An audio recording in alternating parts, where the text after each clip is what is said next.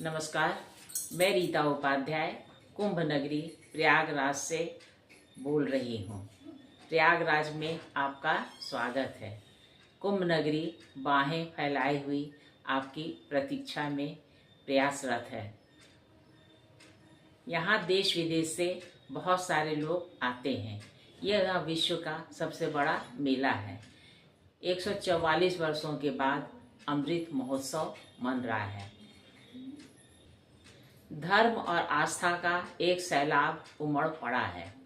धर्म हमें आस्थावान बनाता है। आस्थावान व्यक्ति की समाज में विशेष प्रतिष्ठा होती है और ऐसा व्यक्ति कभी भी निराश नहीं होता है। भगवान का आप दामन थामिए, भगवान कभी भी आपको निराश नहीं करेंगे। हमारे सनातन धर्म में बहुत सारे संत हुए हैं। एक ऐसे ही संत का नाम मैं आपको बता रही हूँ जो कृष्ण भक्त हैं। उनका नाम है श्री प्रेम निधि जी। श्री प्रेम निधि जी में प्रेम संबंधी अनंत गुण प्रकट थे। प्रेम निधि जी विट्ठल दास के शिष्य थे। वे महान प्रेमी संत थे और आगरे में रहते थे। वे बड़े सुंदर भाव से श्री श्याम बिहारी जी की सेवा पूजा किया करते थे। नित्य कुछ रात रहे ही श्री ठाकुर सेवा के लिए वे श्री यमुना जी से जल लाया करते थे। एक बार वर्षा का मौसम था। अधिक वर्षा के कारण जहाँ तहाँ सर्वत्र रास्ते में कीचड़ हो गया। तब उन्हें बड़ी चिंता हुई कि यमुना जल कैसे लाएं। उन्होंने अपने मन में विचारा कि यदि अंधेरे में जल लेने जाऊं तो कीचड़ में फंसने का भय है और यदि प्रकाश होने पर जाऊं तो आने जाने वाले लोगों से छू जाऊंगा। यह भी ठीक न होगा। अंत में सोच विचार कर निश्चय किया कि अंधेरे में ही जल लाना ठीक रहेगा, क्योंकि उस समय किसी के छूने का भी डर नहीं रहेगा। जैसे ही वे दरवाजे से बाहर निकले तो उन्होंने देखा कि एक सुकुमार किशोर बालक मशाल लिए चला आ रहा है।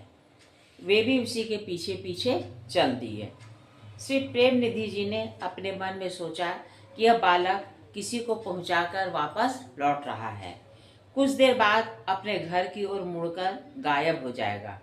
पर अच्छा है, कुछ देर तो प्रकाश मिलेगा ही। जितनी देर मिलेगा उतनी दूर तक आराम से पहुंच जाऊंगा। इस प्रकार वे सोचते ही रहे, परंतु वह बालक दूसरी ओर न मुड़कर यमुना जी के किनारे तक आया। इससे उनके मन में बड़ा आश्चर्य हुआ और उस मशालची लड़के में ही मन को लगाए हुए इन्होंने श्री यमुना जी में स्नान किया। परंतु इनकी बुद्धि को उसके रूप ने अपनी ओर खींच लिया था।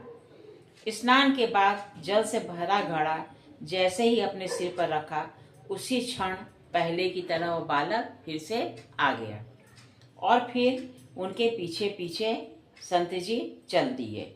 जैसे ही वे अपने घर के द्वार पर पहुंचे, वैसे ही वह मशालची लड़का गायब हो गया। उन्हें बड़ा ही आश्चर्य हुआ। उन्होंने सोचा कि अच्छा, ये लगता है प्रभु की कृपा है। प्रभु ने ही उस मशालची लड़के को मेरी राह दिखाने के लिए भेज दिया है। और उनके नेत्रों से अश्रुधार बहने लगे। वे प्रेम से अत्यंत विह्वल हो गए। श्री प्रेम निधि जी बहुत अच्छी कथा कहते थे। प्रभु के स्वरूप का दर्शन देते थे।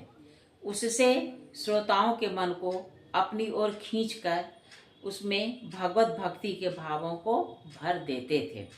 यह देखकर दुष्टों के हृदय में बड़ा दुख और ईर्ष्या हुई। ईर्ष्यावश उन्होंने बादशाह को सिखाया। शिकायत करते उन्होंने कहा कि प्रेम निधि के घर में अच्छे अच्छे घराने की बहुत सी औरतें आती हैं। यह सुनकर बादशाह क्रोध से जल उठा। उसने अपने सिपाहियों का आज्ञा दी कि जाओ प्रेम निधि जी को पकड़कर ले आओ। श्री प्रेम निधि जी जिस समय जल भरी झारी बड़े प्रेम से भगवान के सामने रखकर उन्हें जल पिलाना चाहते थे, उसी समय कारिंदों ने आकर उन्हें बादशाह की कठोर आज्ञा सुनाई और कहा, अभी इसी समय हमारे साथ चलो। ऐसा कहकर वे लोग शोर मचाने लगे। उनके शोर मचाने से श्री प्रेम निधि जी भगवान को बिना जल पिलाए ही हड़बड़ी में उनके साथ चल दिए। उसने इनसे कहा, कहो क्या मौज बहार है। बादशाह समीप आ गए। तो कहो क्या मौज बहार है, तुम स्त्रियों के साथ रासलीला मचाते हो, हमारे राज में ऐसा अन्याय। यह सुनकर उन्होंने कहा, मैं संसारी विषयों की बात न कहकर सिर्फ भगवान श्री कृष्ण की कथाओं का वर्णन करता हूँ। जिन स्त्रियों या पुरुषों को कथा अच्छी लगती है वे कथा में आकर बैठ जाते हैं। जो किसी कथा रूपी तीर्थ में श्रोता को डांटे, फटकारे या निकाले अथवा उनकी बुरी निगाहों से देखे तो उसे बड़ा भारी पाप लगता है।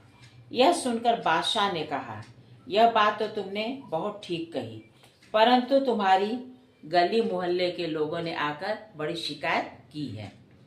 तुम्हारे संबंध में मुझसे जो कुछ कहा है उसके अनुसार तुम्हारा चाल चलन, रहन सहन कुछ और ही है। यह कहकर बादशाह ने चौकीदारों से कहा, तब तक इन्हें हवालात में बंद कर दो, अच्छी तरह जांच पड़ताल के बाद मैं फैसला करूंगा। ऐसी आज्ञा पाकर सिपाहियों ने इन्हें ले जाकर कैद खाने में बंद कर दिया। भक्त श्री प्रेम निधि जी को कैद खाने में बंद करवाकर बादशाह उस रात को जब सोया तो श्री बिहारी जी उसके इष्ट मोहम्मद साहब का वेश बनकर स्वप्न में उससे मिलने आए। उन्होंने कहा, मुझे बड़ी जोर की प्यास लगी है। बादशाह ने कहा, आप खाने में जाकर पानी पी लीजिए। यह सुनकर प्रभु बहुत रुष्ट हुए और बोले, वहाँ कोई प्रेमी भक्त है जो मुझे प्रेम से पानी पिलाए। जब बादशाह ने कुछ उत्तर नहीं दिया तब भगवान जोर से उसे डांटते हुए बोले, अरे मूर्ख, तूने मेरी बात नहीं सुनी। बादशाह ने कहा, जिसे आप आज्ञा दे वही भाग्यशाली पानी पिलाएगा। पुनः प्रभु ने कहा, उसे तो तूने कैद खाने में बंद कर रखा है। यह सुनकर बादशाह घबराया और डर गया। उसके हृदय में प्रेम निधि जी के प्रति सद्भाव भर गया और वह सोते से जाग उठा।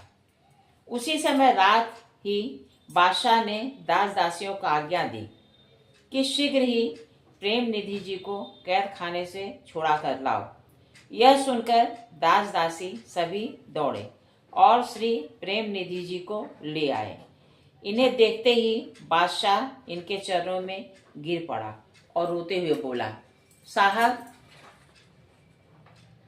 आप अभी इन्हें जल पिलाइए। वे किसी दूसरे के हाथ से नहीं पीते हैं, आप पर ही बहुत प्रसन्न हैं। ठाकुर जी की सेवा के लिए आप मुझे देश गांव तथा इच्छानुसार धन ले लीजिए। सर्वदा अपने प्यारे प्रभु की सेवा में लगे रहिए। अब आपको कभी कोई कष्ट न दूंगा। श्री प्रेम निधि जी ने कहा, मैं सदा अपने प्रभु में मन लगाए रहता हूँ। धन पाकर बहुत से लोग नष्ट भ्रष्ट हो गए हैं, अतः मैं कुछ भी न लूँगा। बादशाह ने मशालचियों के साथ उसी समय श्री प्रेम निधि जी को घर भेज दिया। श्री प्रेम निधि जी ने घर आकर स्नान किया और श्री बिहारी जी को जल पिलाकर उन्हें प्रसन्न किया तथा स्वयं भी कृपा का अनुभव करके बहुत ही प्रसन्न हुए। कहिए श्रोताओं, आपको मेरे द्वारा कही गई यह कथा कैसी लगी? अगर अच्छी लगी है तो कृपया इसे लाइक और सब्सक्राइब कीजिएगा। नमस्कार।